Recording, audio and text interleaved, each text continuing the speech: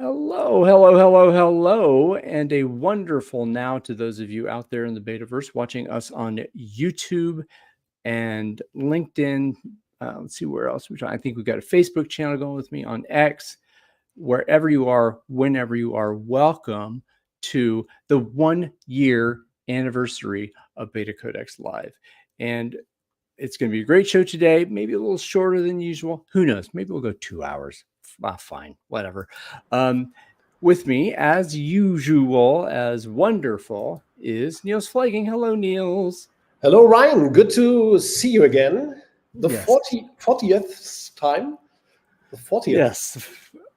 40 episodes over a little bit over a year. And I have, as is the theme of the episode, I have learned a lot about, learned more about the BetaCodex, learned more about what it is like to be in public with this knowledge and kind of being back and forth, going deeper and getting into the roots. And there are a couple areas that I wanted to go through, some favorite episodes and favorite guests. Yes. One of those favorite guests we have here in the room, and that will be Mr. Jose Leal. Hello. Hey guys. Hello, Jose. Nice to Welcome. see.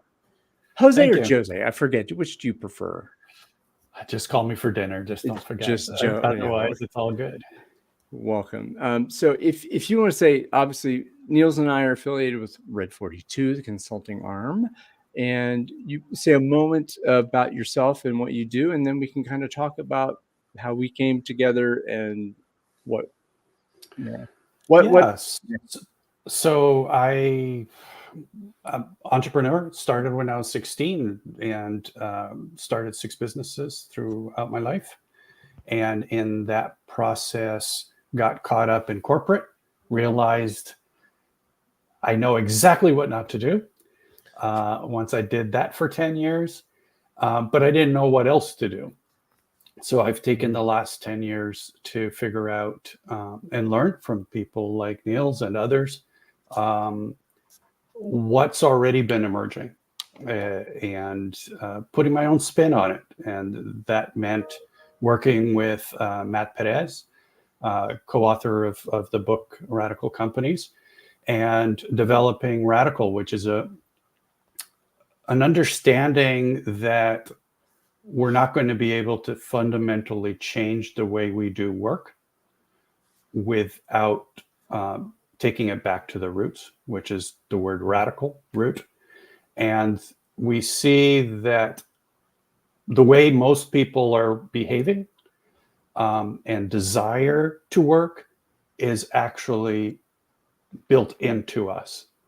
And our systems keep us from doing that. And so we consider that very radical, that what we're trying to serve is actually human nature. And I think that's something we somewhat share. And so I really enjoyed our conversation a few months ago.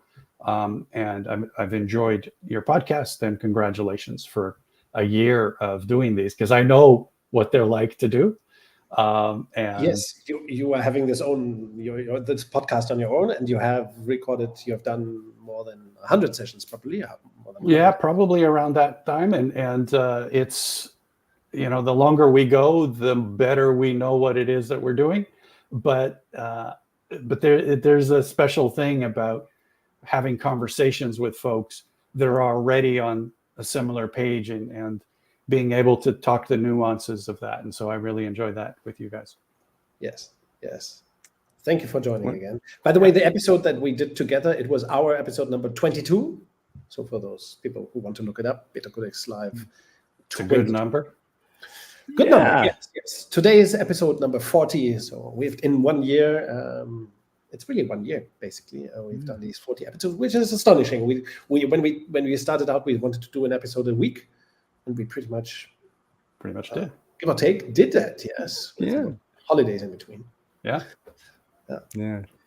And again, looking at the title of the episode that we did with you, Jose, you talked about roots, and we talk about, in the BetaCodex, we talk about the organizational renaissance, the necessary organizational renaissance. And the title of the episode was From Roots to Renaissance. And what was the connection we talk about? So there were a couple things that came up to me from our discussion. Was you talked about the connection to what kind of organization structure is good for human nature. So I heard you say about Niels in the BetaCodex and kind of what you did in Organize for Complexity. How would you frame the humanness of a beta organization and how that relates? Did you ask me? Well, yeah. Well, Jose did, but I'll kind of let's shift to this way. So, as you see, Jose, we're still not used to being three people in this in these conversations. So we got a point.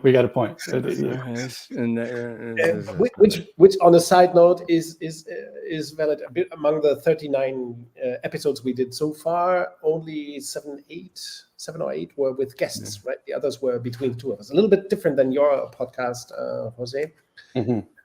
Is that we usually do these conversations among us and try to, without being boring and repetitive, try to have refreshing and fresh and thinking conversation while thinking. I think that's a concept, Ryan. Really, right?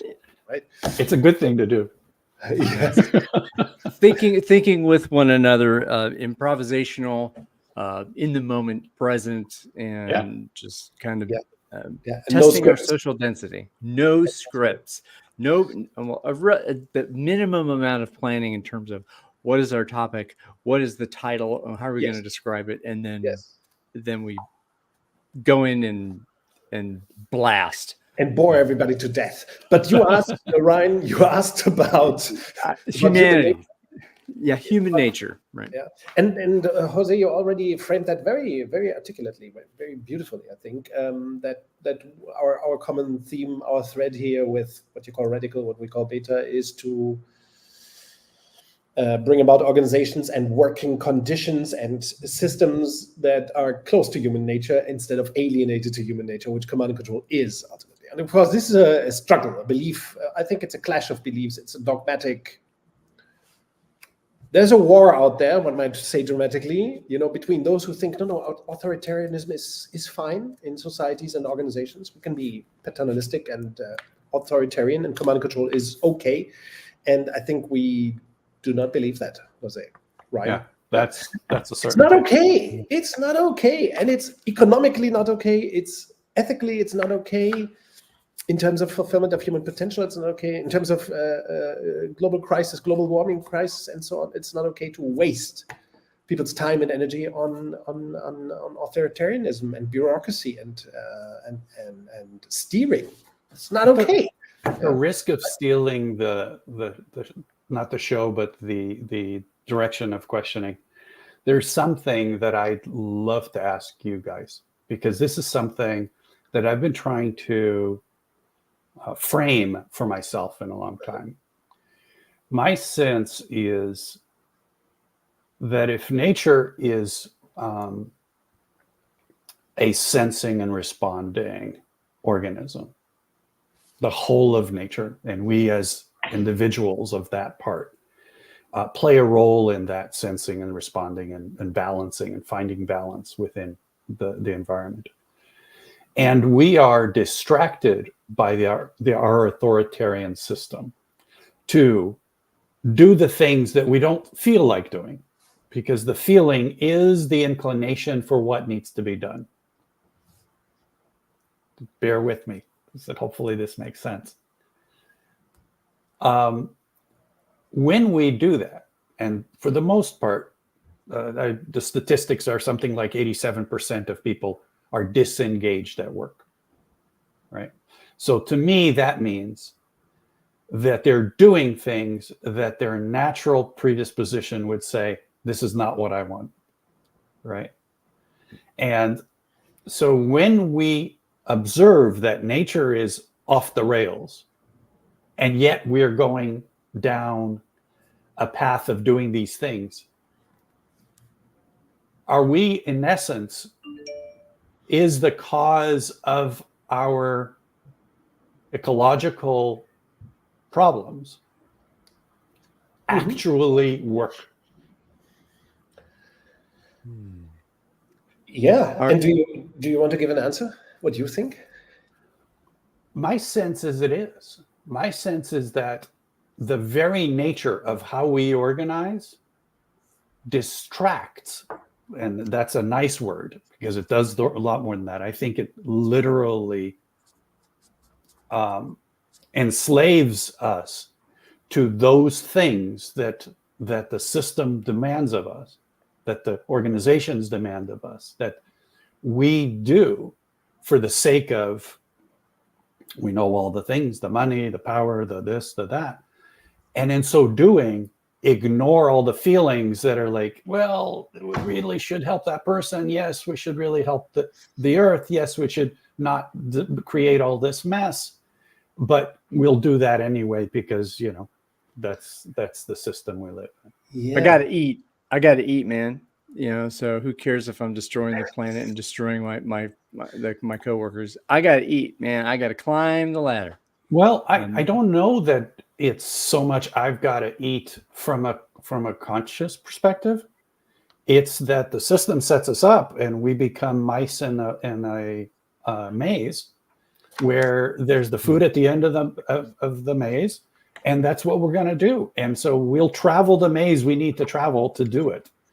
And if that means that we're not taking care of the family, we're not taking care of the neighborhood, we're not taking care of nature, then that's what happens.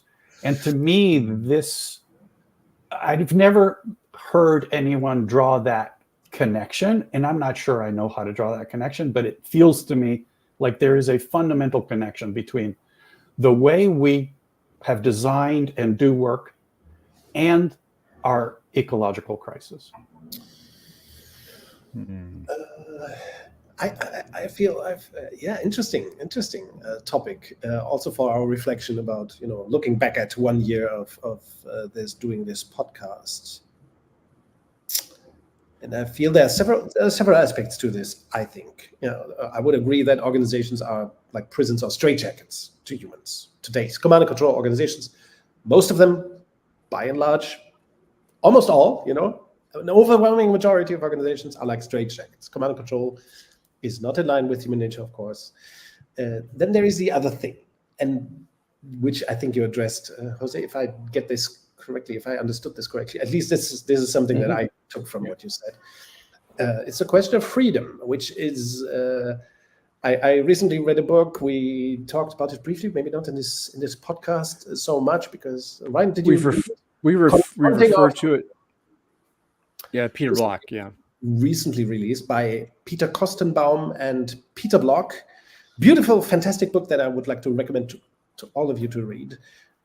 Confronting Our Freedom, and the authors Peter Kostenbaum and Peter Block, they go back to a very essential point, I think, which is are we right in victimizing ourselves, that we are suffering from those systems and that we cannot do anything about it, and that we are imprisoned, and that we have to subdue to command and control systems because we have to put food on the table? Or are we really in denial about our own freedom, which is a freedom to quit, a freedom to choose another place, a freedom to change the system, work the systems that we are part of? And I think that's very essential, and we haven't really started to have that discussion. I totally agree with you, Jose. There is a topic to be addressed, an elephant in the room, so to speak, that is human freedom, not just human nature, which is certainly disaligned, or command and control is disaligned with human nature, but also the question of choice. Yeah. And are we really behaving like free adults, or are we fooling ourselves that we are dependent cogs in the machine, in the world machine or whatever? So I think that freedom topic, it's essential, and how we need to behave like free citizens in order to overcome climate crisis, for example. Mm-hmm. Is that a little bit what you wanted to address? I think so. I think there's the freedom piece as sort of a meta question. Yeah. Freedom only exists in our minds. Interesting. Say more, please. Interesting. Of course, I disagree. But interesting. Freedom only exists in our minds. Okay. Because we are as free as we believe to be. In other words, if I think that the door is locked to my cell, and it was locked once, but it's not locked now. Aha. So we are as free as we think we are free. Exactly. It only exists in our mind. And isn't that the opposite?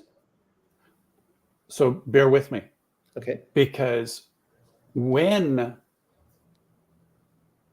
we grow up in our society and we're told that freedom is climbing the ladder, that freedom is getting more money, that freedom is retiring with enough cash to have a few years before you die of traveling.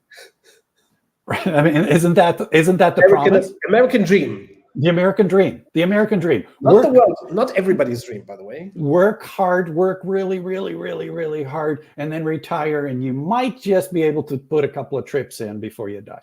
Yeah. Well, isn't the American story the world story? Isn't it the story of the world? You can't be serious that not everyone in the world believes that. But the concept of retirement, right, is basically that dream, right? But I think that when we live in our minds, we live in that world that we're told, that the teachers tell us, that the parents tell us, that our bosses tell us, that our society tells us, which is these are the steps you take to be free, then you're aiming for freedom. But that freedom only exists in your mind, because that freedom that everybody's telling you, because if you can make enough money, you'll be free. If you have a big enough role, you'll be free. If you have the society keeps telling you that freedom arrives at some point in the future, that you are not free at the time that you are now. So I'm not. So that's the thing. So Niels, you said you're going to disagree. I was going to pop in there too. So maybe the narrative that you choose what you believe. We choose what we believe. The narrative is out there, and if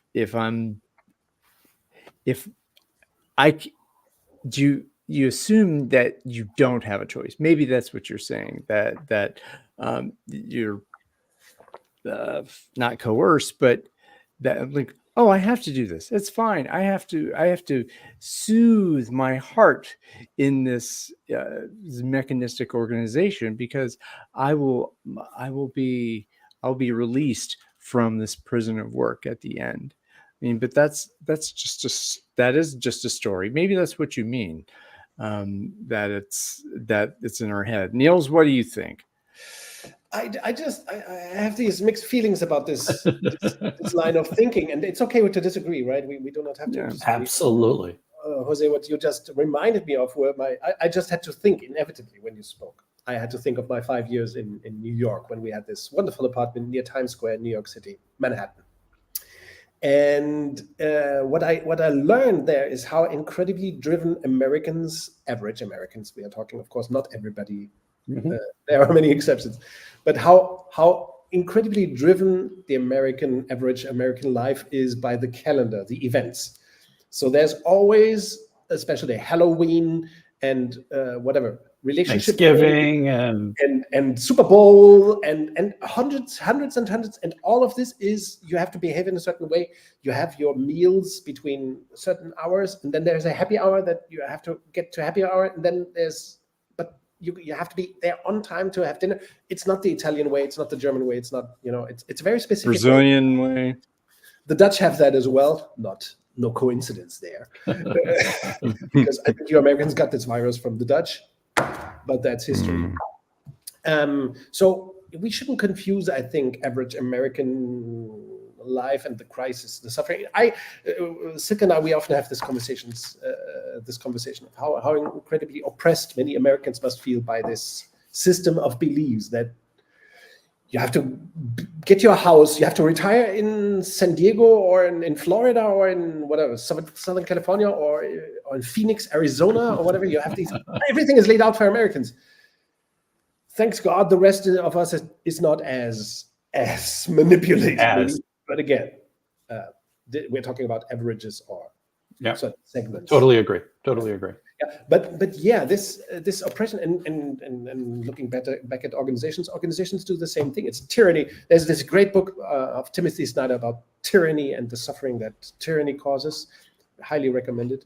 And I think organizations produce the same kind of tyranny for us in a way. Work imprisons us on top of all the manipulation that might go on in our societies and or in our upbringings or within our families or whatever it is. And yeah, I think we advocate that we have the freedom to act on the system, on organizations.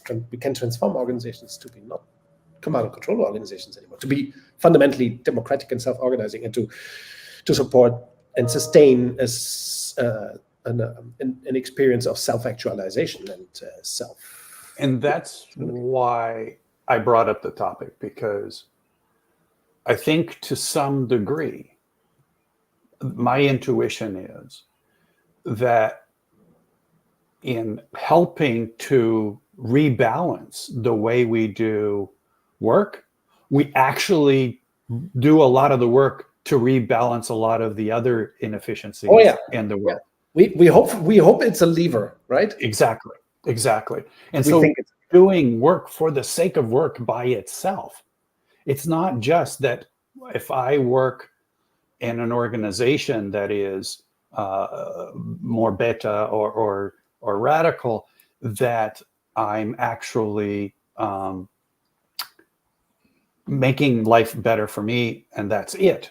It's that I'm making life better for us and for our colleagues and our environment and our community, because I will be in tune with my nature, and we will be able to move together towards a better future, not be so focused on the things that we're, or distracted by the things that we're distracted by. Yeah. By the way, Jose, not sure if you noticed, but during the last two opposite episodes of BetaCodex Live, we looked at lean approaches that, let's say, bring precisely that feeling of daily accomplishment back to people working in production, in industry.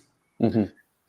And how certain lean approaches like lean RFS, which we discussed more profoundly in the last session with lean RFS creator Ian Glenday, how very ultimately it's a very simple idea, how to enable people in production, in industry, in industrial organizations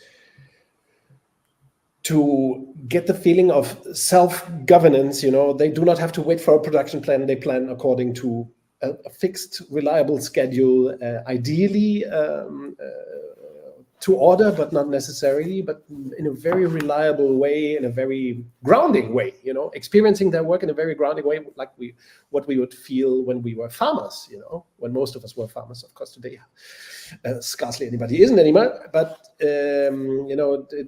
where you have this, at the end of the day, you have the kind of a feeling of accomplishment. The work's deed, the day's deed is done. Yeah, and to bring back this kind of emotion, also work-life emotion to the workplace, that is also an essence of, I think, what we want to accomplish. It's not about topsy-turvy fun happiness. It's about making work more grounding organizations in the work instead of meaningful crisis. Yeah. Meaningful and right? impactful. Yeah. Because it's one thing for something to be meaningful. By the way, this, not sure if you like this new word I created. Instead of radical, what do you use? Rootsome. Rootsome. Can you hold that up? Rootsome. Isn't that a beautiful word? I think it's a beautiful word. I like radical more. Well, you have to agree. So this actually gets into the learning part of it for me, because again, I didn't go to business school. I didn't have the education in that way. So a lot of my business education has been from forums like this and being in contact with Niels and Jose, with you and the folks there. And when one of the books we reviewed here, we talked about was the Andre Gabor, The Capitalist Philosophers.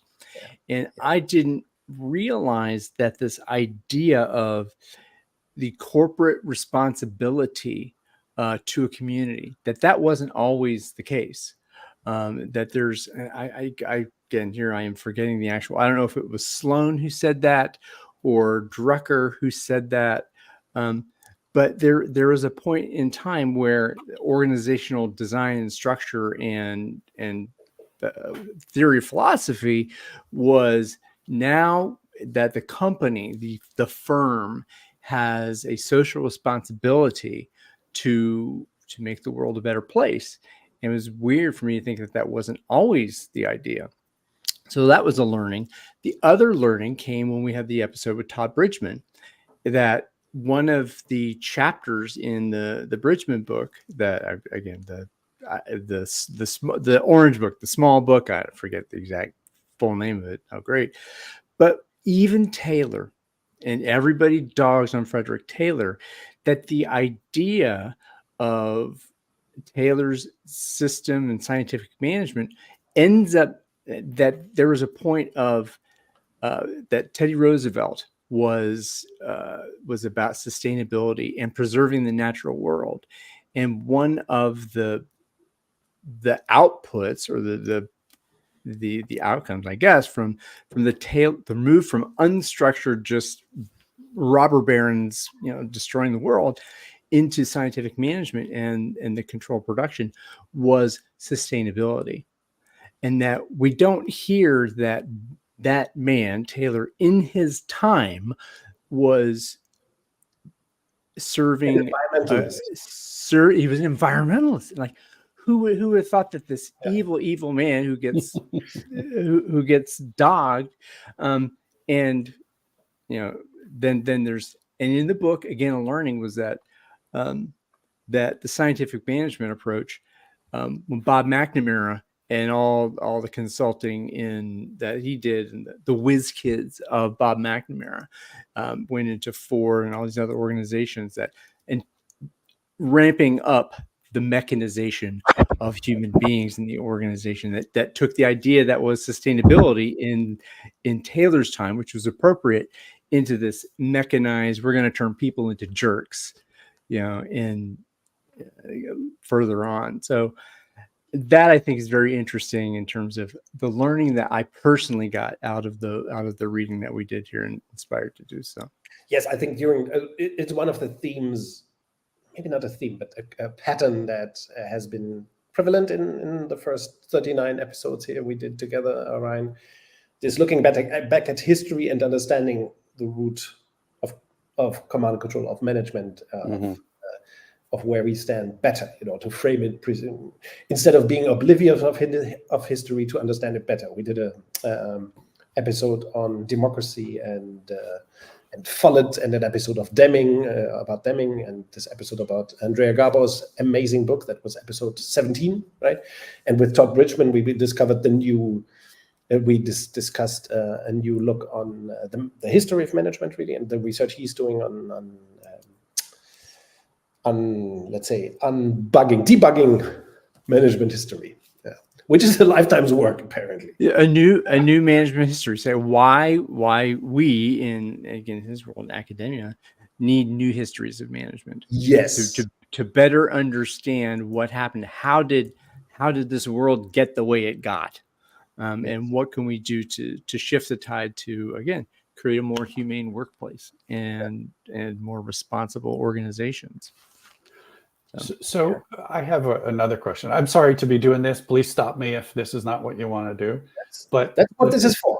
The question that you, or the idea that you just posed, I have this belief that things emerge because in the moment they need to emerge, because of the context, whatever the context happens to be. 100 years ago with Taylor, there was a context. We needed to move away. Millions of people needed to, I'm not sure, but that's what was happening. Millions of people from farms into factories. Those people were not educated for the most part. Those people were used to working with the rhythms of the farm and not with the rhythms of a factory, and not with the patterns of a factory. And so we had to build powerful firms, and back to the firm component, that had more power than the individuals within the organization. Sure. Right? Railway companies to begin with. Railway companies, car manufacturing companies, iron companies, steel. You know, it all, these factories became the heart of the Industrial Revolution.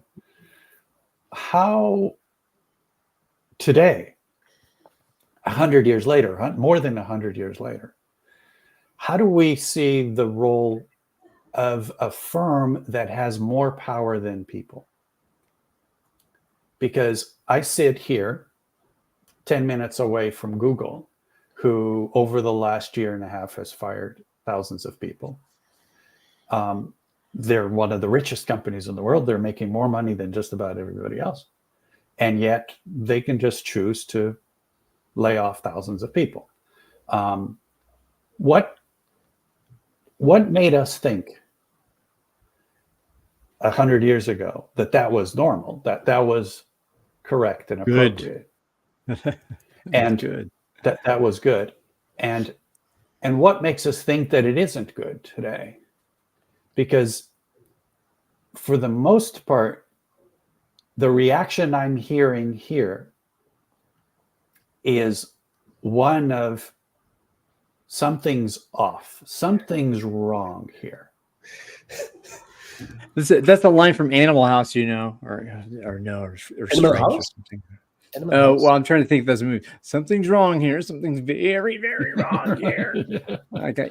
And, but I think again, I'm not sure if I'm being an asshole here, but Niels, I wouldn't expect. No, you would never say so. Please, if you think it, only think it. Don't say it. I won't say that. I think we're touching upon American trauma again, which has been one of the topics of our podcasts, really. Because let's take a look back in the first during the first 17 or 18 episodes that we did, not sure, 16 or so in the first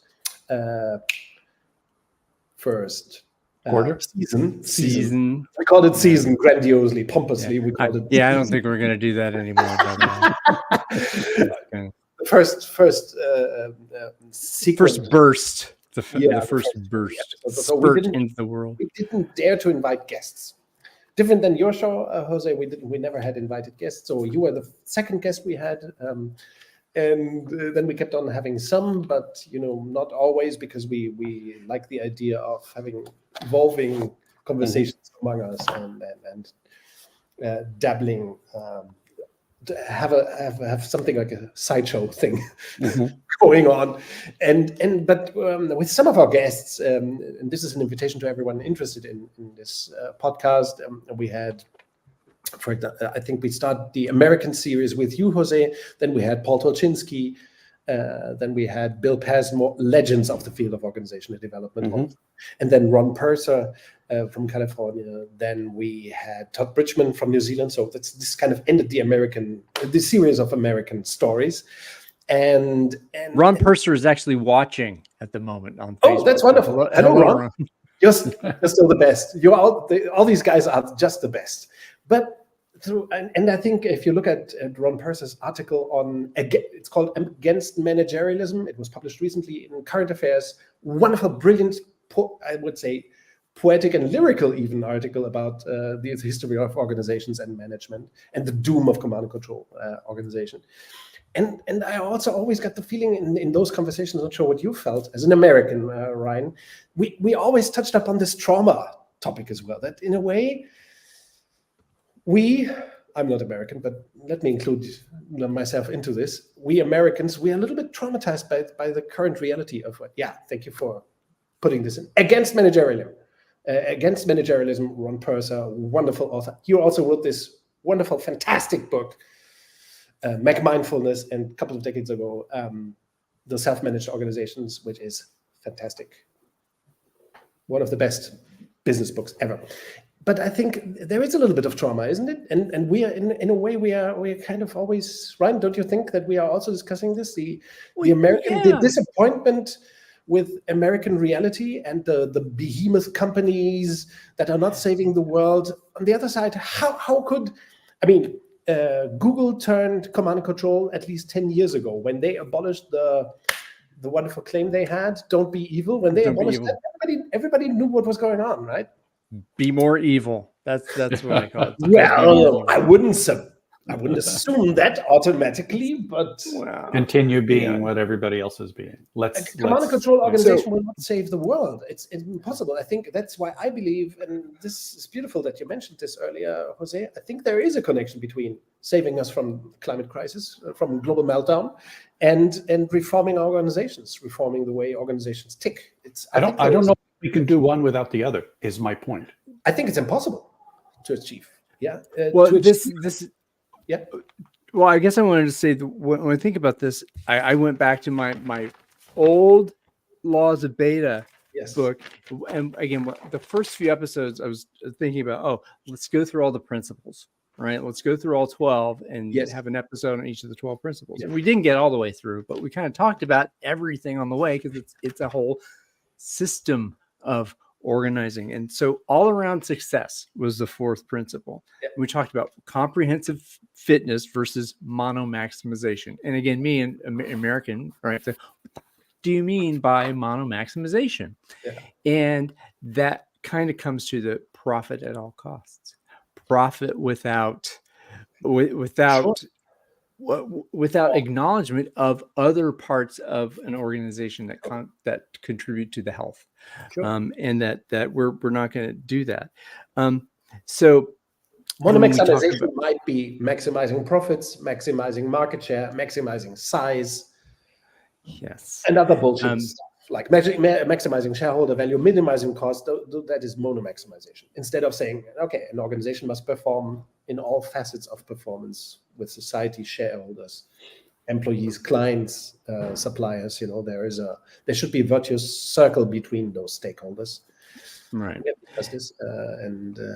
And I think I was going with that. We talked about the American trauma, right? and that is this is.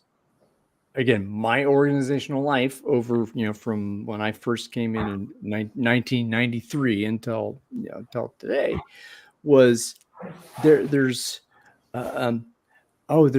no way. It's hope. That's what I was going to say. It's hopelessness. Is that hope? There's not a better way. So we have to accept authoritarian command and control management because there is no better way. Our wisest people who are educated through our business schools, the great men, the pale male and stale folks at the top of the hierarchy, they know best. That father knows best, like that old TV show, and that's so I don't give a crap. I'm going to disengage from the workplace. I'm going to be maliciously compliant because why would I care? Because there's no other way. Like we don't have an opening for democracy. We don't have an opening for there seems to be no alternative, right? There's no alternative. And self-organization, that's just chaos. That's just garbage. That's people talking to each other. That's just no rules, no nothing.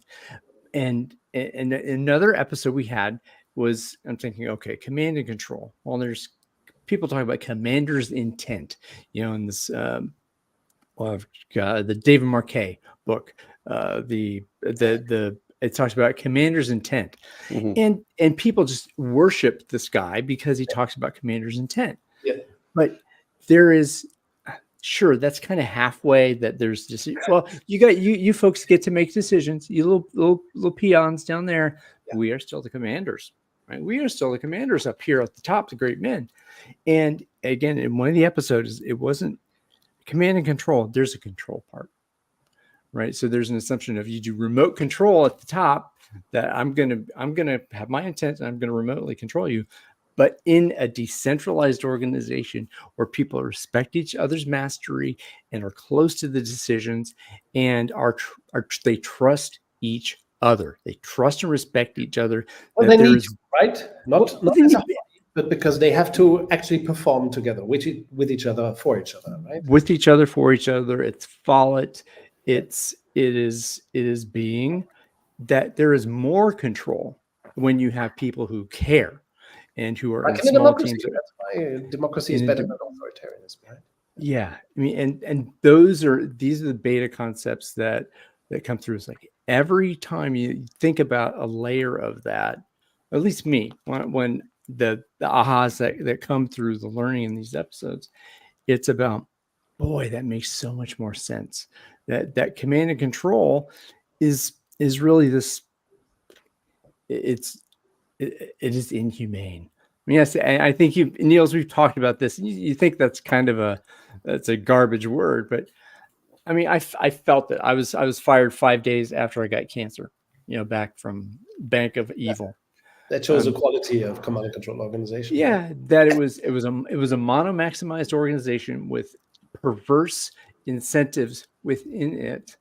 And then we talk about, well, oh gosh, how do we manage performance in a beta organization? Well, you don't do individual performance, you do relative targets, and you are performing as a group, as a system of systems in an organization. The competition is with the market, and that, I mean, so all these things, and this is, and I'll hop off the soapbox here in a moment, but this is the learning that I have myself, and hopefully it's shared with folks out there as they watch the episodes, that it's possible, it's real, and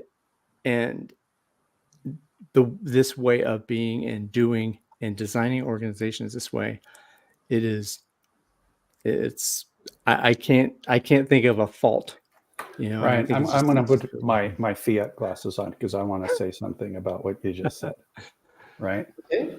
The fiat lenses. Did I show you guys this before? No, that I think came after. Okay. All right. So fiat lens, the way we see the world: dark, control, command. We have to fight. We have to do all this, and we've been taught that. That's so. The systems that we've built, the organizations that you've just described, the type of behavior that you've just described, in my opinion, were built for no reason but to do that, to control and command. And what you've just described as far as what a beta organization is not one where we have to actually spend 25 years teaching someone how to be good, to be controlled and commanded, because that's what we really do. In fact, a 2-year-old child can operate in a radical organization or a beta organization, because all they have to do is honor each other, recognize each other, see each other, and collaborate. And kids, 2-year-old children, are really good at that as long as they understand what's meaningful within what they're doing. And what we forget is that these lenses have been put over our eyes. It's what we see underneath is our radical view of the world. This isn't the reality. This is the way we've been taught to see the world. And it's not about actually working with a new system that is hard, and we have to learn, and we have to change, and we have to, it's this new thing you're introducing. Yes. It's letting go of the bullshit that we've been told. Exactly. It's just liberating what is already there. That's what I mean by freedom is in here. Because this lens is something I can choose to let go of. Yeah. Freedom exists in here. If I'm willing to let go of seeing the world as this dark, brutish place where I have to fight and compete and be controlled and control. To me, that metaphor of what you've just said, Ryan, of what it is that we're talking about here, be it beta or radical or anything else, what we're talking about is not a new system that's to replace the existing system. Yes. It is the removal of the existing system and going back to a place of us together, not apart, not separated, not divided, not separated and conquered, but us together as a community. Yeah, I remember this eternal conversation we had 20 years ago in the Beyond Budgeting Roundtable around, is Beyond Budgeting about evolution or revolution? We had lengthy discussions about it over and over and over. Every new member of the roundtable brought up this conversation again, evolution or revolution. And what you just said, Jose, I think makes much more sense, right? This is about cleaning up organizations, throwing away, putting stuff on the garbage heap of history, putting a lot of illusions away, illusions of control, illusions of steering. And that's why today I would prefer the term Renaissance to talk about what we have to achieve. It's nothing new. It's recovering scientific underpinnings that have been quite obvious, really over time. But we have been acting against the obvious, against human nature, against obvious ways of designing. I like to tell this story of my nephew who, at around age 6, said, "I want to be a baker. I want to be a baker. I love the smell of bread. My mom makes. I want to be a baker. I'm so excited." And then a year after he's in school, I said, "Oh, you want to be a baker?" He says, "No, I want to be a doctor." Okay. "You want to be a doctor? Why?" "My friend's father, he's a doctor and he has a Mercedes." Okay, I hope the story doesn't end there. It doesn't end there. Okay. He went from being himself, what was driving his passions, to over the next 2 or 3 years, continuing to adjust what he wanted to be based on what was going to make the most money and give him the most power. And he was learning that from the school system. He was learning that from his social environment, where he was coming back and altering his ideas of what it was away from who he was. It's like, do you like being a doctor? No. Do you like blood? No. Do you care if people are... No. Then why do you want to do that? Because I get more money, I get a bigger car, I get that I'm going to be rich. I get the American dream. I get the American dream, in this case, the American dream. Now, remember, I'm Portuguese. And though I have not lived in Portugal most of my life. I go back frequently and I've spent some time there. I must say that the American dream, at least in Portugal, has infested Portugal as well, to some degree. Not as much as it is here in the United States, for sure. And I can't speak to other European countries as much. But I remember as a child understanding people's motivations. They were not as driven. They still are not as driven as Americans, of course. But at the same time, they had a value for community that they've lost in many ways. In Portugal. In Portugal.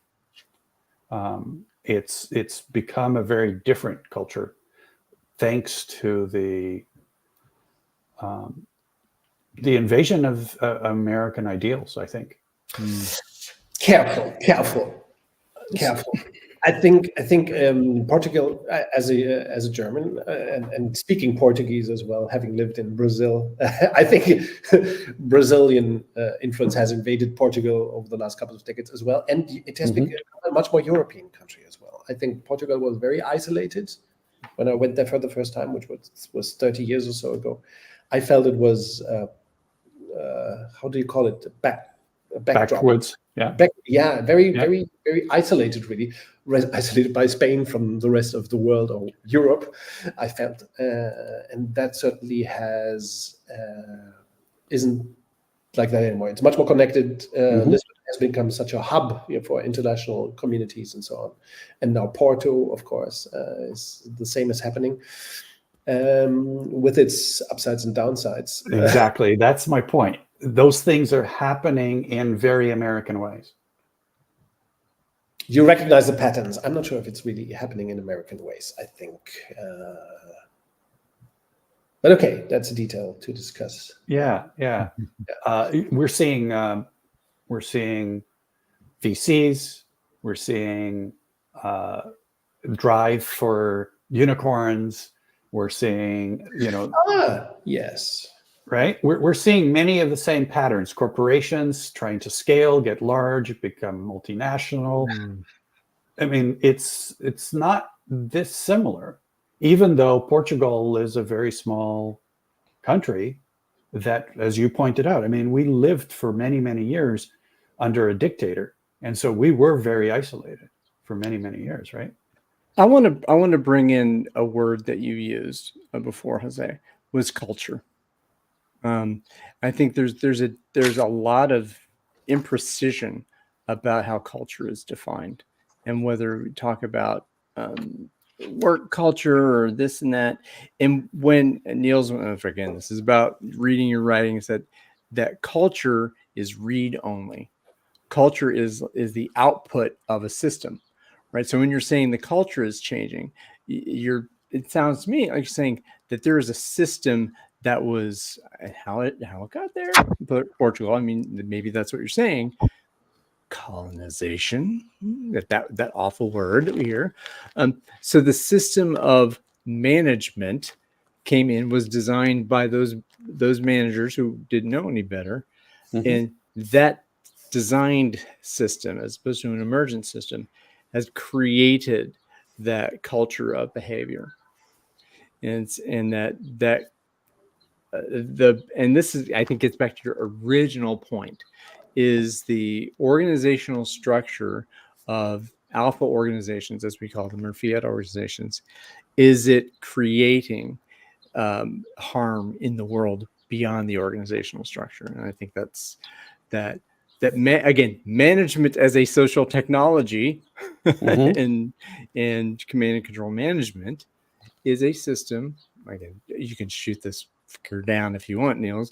But management as a social technical system has created cultures of extraction, and I think that's peeling that away. I think is the challenge that we are invited to engage with. Yeah, as consultants. That's really well put. Thank you for that, because I think that's. I think you're right. I think that these cultures are being influenced in this way. I think the U.S., as always, is leading the way, and how much. No. Sorry, Jose. He's gonna start disagreeing now. By the way, no. I think this is a very this is the essence of what I was struggling with. Thank you for bringing it up, Jose. I think the notion that America is leading the way, that is just. I recently went to the Netherlands, and I became aware that most of what Americans perceive as American culture is Dutch culture. It doesn't matter to me which culture it is. In the United States, we have a situation where you only, for the most part, okay, I'm being very general here, but for the most part, you get healthcare if a corporation thinks you're worth working for them. Sure. That's how you get healthcare. Sure. It's terrible. To me, it's terrible. That is the ultimate command and control.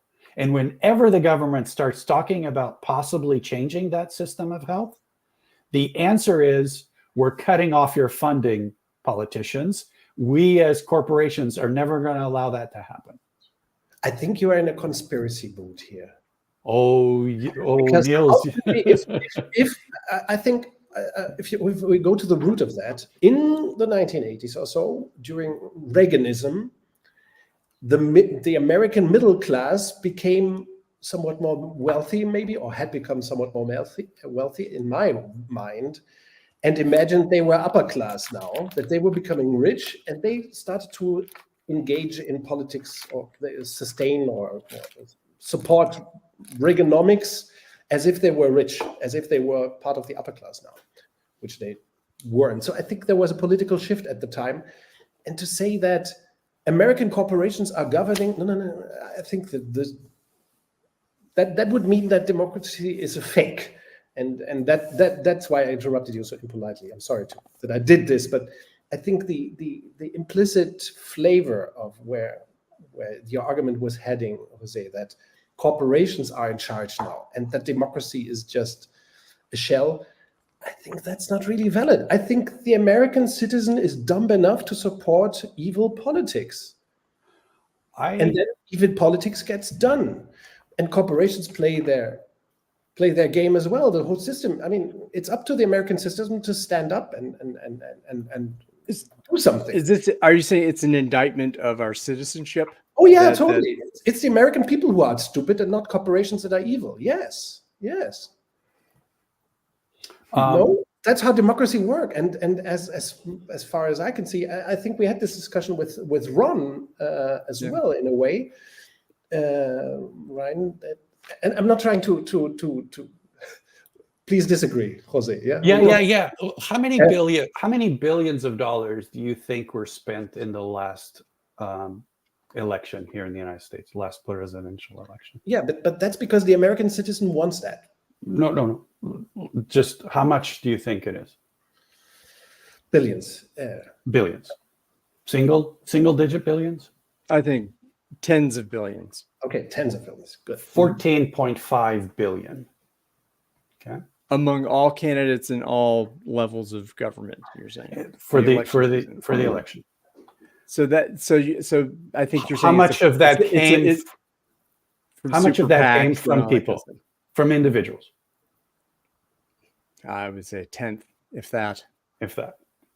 So my point is, and sorry to go down this point, but I think it is an important thing. We have created command and control.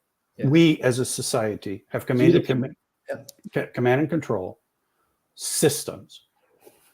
Those systems have been imbued in a place like the United States with the power to fund the political machinery in a way that most other countries cannot.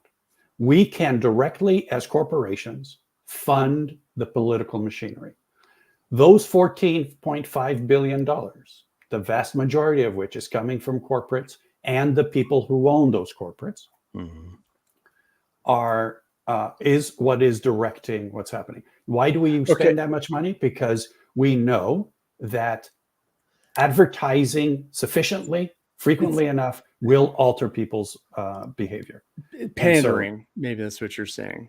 Pandering. So Niels, I sense kind of a no there. No, it's yeah. I mean, those symptoms. I mean, all those things are. Whenever I think about, I read The Economist frequently enough to know a little bit about what's going on in the United States politically, and yeah, I think you guys screwed it up, Jose and Ryan. You fucked it all up.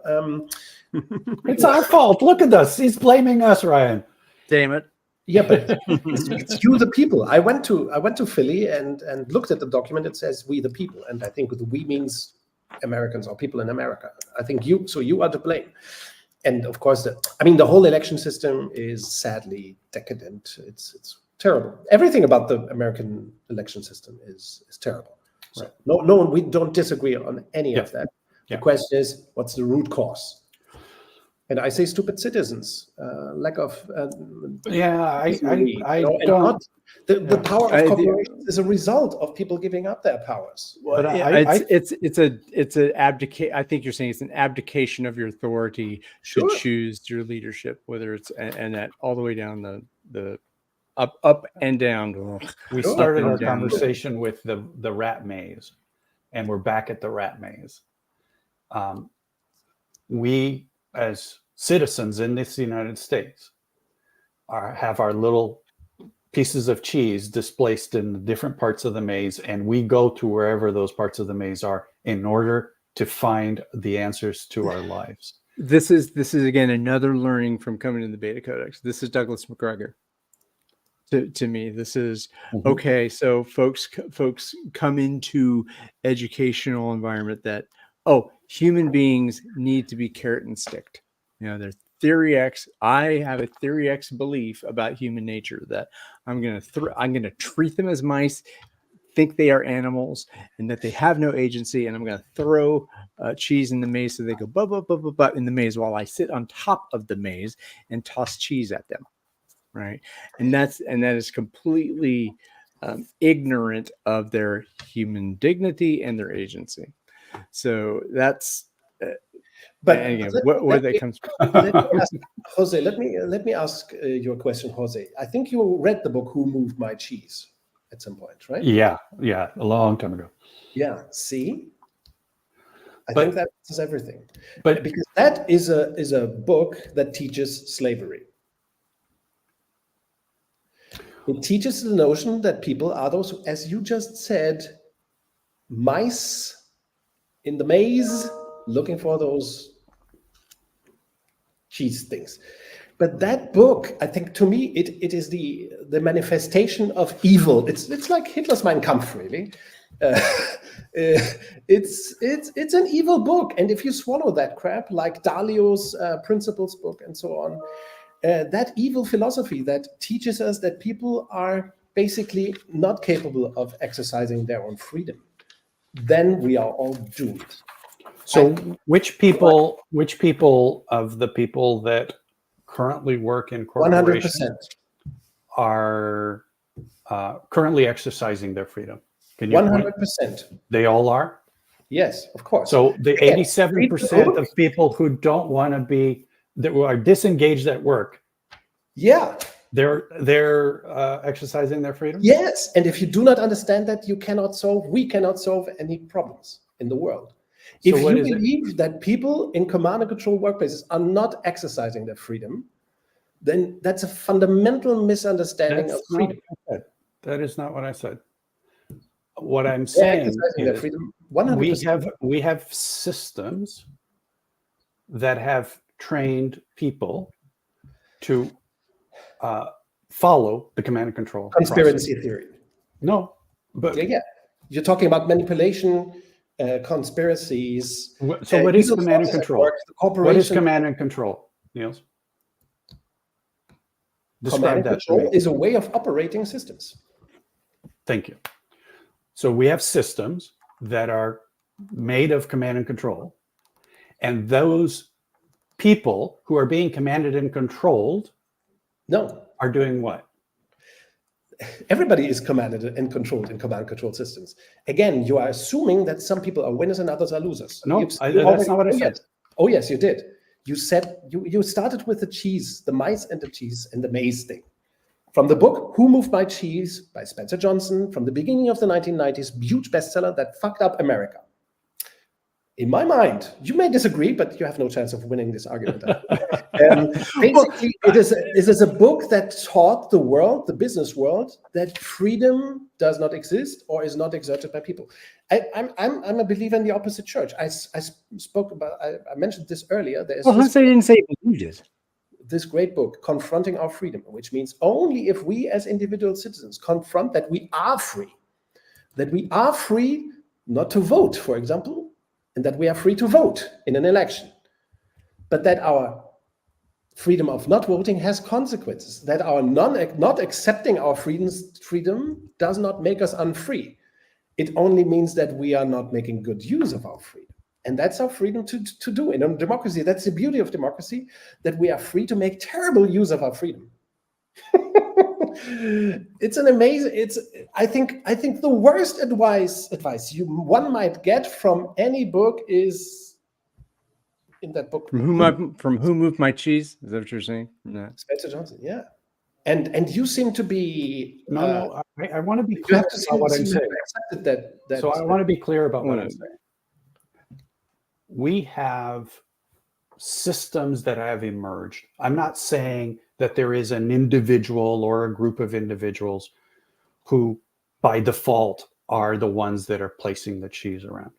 but we have a system where we each put cheese around for other people. As a middle manager, I'm moving the cheese around for my staff. As a senior management, I'm having the cheese moving around for my middle management. As the CEO, I'm doing that for the C-suite. And all of that work that we're doing as a command and control system, it does alter people's behavior, right? It does alter people's behavior. And their sense of freedom is limited by that picture that I paint, by how I move those carrots and sticks. And that is, like it or not, that is what our current system is made of. I just want to be clear. I'm not being conspiratorial about that. You are talking about mysterious forces. What system are you talking about? Your system. What system are you talking about? The world system or American? You're talking about American managerialism. Let's talk about a corporation for some religious conspiracy. No, let's talk about a corporation, a typical corporation. But let's talk about Google. Look, okay, Google was a beta organization until 2011 or whatever, when they unknowingly became a command and control organization. I call that stupidity, outrageous stupidity. There was no evil plan. Unknowingly. Excuse me? Unknowingly? Yeah, unwillingly, unknowing. Oh, yeah. You mean when they hired the new CEOs in the new C class? When the board threw out all of the old founders and brought in a whole new C-suite?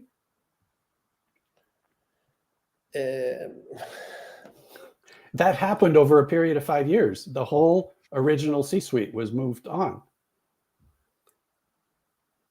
because they were more professional operators. That was the definition of why they did that. I'm not sure really where you want to head, but I know that I dislike the overall direction of that. The conspiracy thing, you have it deep in you, and you have this thing in you that some people are free, others are not. That is an anti-democratic. Well, I've never said either of those. Oh yes, you did. You did said that most people are cogs in the machine or mice in the maze and so on. Driven by not that they necessarily are, but they're treated as such. Yes. Is that what you're saying? Yeah. And then Niels, and you're saying that people aren't treated that way. Okay. I want to be clear about what you're saying. I want to tell you a story of mine. Please. I once was thrown into the experiment of trying to educate a kid. So I tried my best, but I did some experimenting. I thought to myself, okay, now that I have the opportunity to educate a child, let's do some evil stuff as well. So I tried incentives. I mean, if you do not do that as a parent, it's a chance lost. Yeah, part of the freedom is to not to fuck up your children, but to experiment with them a little bit. So I tried incentives from time to time. And what I understood very quickly from my little experiments, being consciously that it was kind of a messed up thing, to try incentives, with a kid. What the first thing I learned is that I felt incredibly bad. So the incentivizer is the first victim of the system of incentivization. The managers are the biggest victims, the greatest victims of command and control organizations. Put differently, command and control systems do not produce winners. And this conviction, we have discussed this repeatedly, I think, Ryan, in our conversations about hierarchy, for example, a couple of episodes ago. There are no winners in command and control. As long as we could not agree more. Yeah, that authoritarian regimes create winners. No, they just create kleptocracies, kleptocrats, and so on, and poor people, people who are poorer than they should be and could be, in a democratic system. But the idea that the first who suffer in a way from a command and control system are executives or so-called leaders, usually in the business press these days. So I think that's an important thing to keep in mind. Command and control. Agree with that totally. Yeah. And that's very important. It's not the incentivize people who suffer most or so. It's everybody who loses their soul in engaging in that. Of course, some intelligent people always run away. I know personally some people who ran away from Google when that shift that you described happened, and everybody who stayed on tried to learn helplessness, I think. Yeah. And they were Elton Mayo'd. They were. They had Elton Mayo put on them. But good. Maybe Jose, last statement on that. I think you're misunderstanding what I'm saying. Maybe, yes. My sense is, as much as human beings have agency, their agency is limited to their context and their perception of their context. And when that context is conditioned in them in the way that we as a society condition each other very, very well, then we have a system of command and control that seems normal to everybody. I'll put the glasses back on for a second. That fiat lens where everybody's going around, well, of course I need a job where somebody tells me what to do. That's the way the world works. Yeah. Right. And you're talking about the first victims of that. The first people who put on that lens are the top management, are the top managers. I like to say that management and the senior people within organizations, they're just the biggest victims of that fallacy, because they themselves play that game in a harder way than others. And they hurt themselves, to Niels' point. They hurt themselves even more in that process. I've been there, I know. And maybe this is, I don't want to put words in your mouth, Niels, but almost like you're saying they're the first ones to lose their soul. Like the top managers are the first ones to lose their soul. I mean, if you're not saying that, I heard another thing in the discussion that we had, or the conversation that we had here over the last 10 minutes or so. To me, it seems that the main question is: can we overcome existing systems? As you know, and my answer would always be: of course we can. Everybody can. Everybody must. Otherwise, human progress would be impossible. If people were not capable of overcoming through creativity and so on, capable of overcoming present conditions, progress would have been impossible. We would never have created something like democratic societies. So overcoming existing systems is possible. Question is how to do that intentionally, how to provoke these kind of conditions intentionally in organizations, large and small, everywhere in the world, including at Google and Facebook. and Microsoft. And I'm gonna bring it back to the learnings I had here. Yes. In terms of from Beta, we're talking about complicated systems that can be managed and manipulated with knowledge, right? And that there can be, the structures can be built, and if you have enough knowledge, you can change those structures in some way that is basically predictable. But what is required to build a system, or to devolve the system, to work the system, it takes people with ideas. Yes. And that's you either have knowledge and expertise that you worship the experts, or you have people, human beings, who have ideas, who can wrestle with complexity, that social density, creativity, and all that stuff. That's again how there's the red and the blue. How do you navigate the red and the blue? Where does that happen? That was the learning I got. We talked about that because I remember you asked me a specific question. Well, what do you need in the red? What do you need in the red? I'm like, well, I don't know. Yeah. And then it's people with ideas, and that to me is saying that what has happened since 1970, as the complexity became more and more and more in global markets and all that kind of stuff, that the humanity of people with ideas is necessary and required for this renaissance to happen. And so that's again another one to keep on theme of the episode, because my job here. Yeah, I mean, we have to deviate. Maybe the learning from this episode is that we can go everywhere in these conversations. And I apologize for contributing to that. But I think the spirit of what we want to achieve here, right? It's the invitation of bringing someone who is ignorant to a lot of the stuff before I felt like I have grown a bunch by being here and being engaged in these conversations. So that's what I learned from year one. And maybe that's a good end point for this. Good place to start to start the end. To land. So, Jose, it's been great to have you here. Yes, wonderful. Thank you very much. A great conversation. Thanks to you. Yeah, thank you. I think I'll close with saying this, because for me, the work that you guys have been doing, that so many groups around the world have been doing, not as well. That's no, you know what? In their way, not in your way, not as well. In their way, better, right? And because everybody has a different perspective, they have a different tone on things.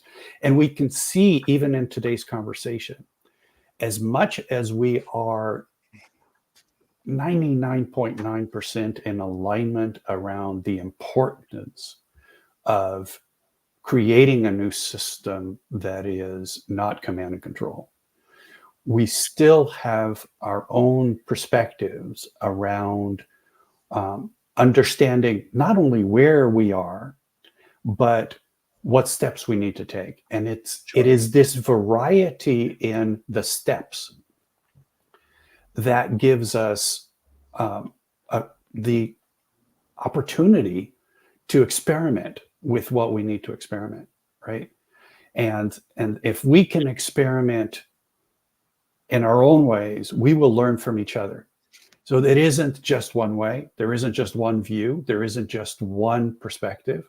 I love the fact that in two conversations that I've had with you guys, we've flowed back and forth with beta and radical and fiat and alpha, and because they're different perspectives, they're different experiments. And I love and cherish the fact that there are people like us willing to put our own thoughts and views and efforts out there. And I cherish that you guys are doing that and having these conversations. So I thank you for inviting me, and I thank you for doing this for a year. I hope you do it for a bunch more. Thank you very much for joining us again, Jose. Thank you very much, Jose. That was a brilliant thought, a brilliant reflection about that our methods, they give away what our actual intent is. Yeah, we may talk about command and control organizations, better organizations, self-organized organizations, and so on, but it's really the methods we use to approach the transformation that will tell the truth about our actual intentions. Exactly, and that's where as we say, the rubber hits the road, right? Where the rubber hits the road, that's a very American thing. Yeah, exactly. Yeah, the American. See you later, Jose. I'm going to close out with Niels, and thank you. Hope we get to do you guys. this again. I'll leave right now. Thank you very much, Jose. Okay. Cheers, guys. It was wonderful. Bye-bye. So, Ryan, yes. Man. Let me thank you for 1 year of beautiful podcasting. When we decided to get this going, I had almost given up on the topic. I had tried to activate another agilist before. Do you know an English guy? I had approached an English guy, a British guy, to do podcasting. Not together really, but I thought he might do it by himself. And then in our connection, the idea came up to do it together, and I'm thrilled. So let's do more. Yeah. Yeah, let's do more. I had a great time. We'll take it in new places. I think who knows, different guests, maybe more, maybe less, different topics. I know there are several topics that we are on the cusp of going into. I think that will take us new places. Yes. More research papers from more people and folks in the community. Those of you out there who watch this, who are members of the BetaCodex Network group on LinkedIn or in Slack or wherever you are welcome. You're invited to create based on the principles and do those things and come here and talk about them and share it with your networks. Yes. And if you are not yet part of the BetaCodex network in any way, come join the movement. Yeah. We need you. We want you. You're welcome. We need you. There's a thing of that. Please don't. All right, man. So I won't go my solo bit. Thank you everyone for the precious gift of your time and attention. And thank you, Niels, for everything you've shared and the journey we've taken, and onward and upward. So fantastic. See you all next time. See you all very soon.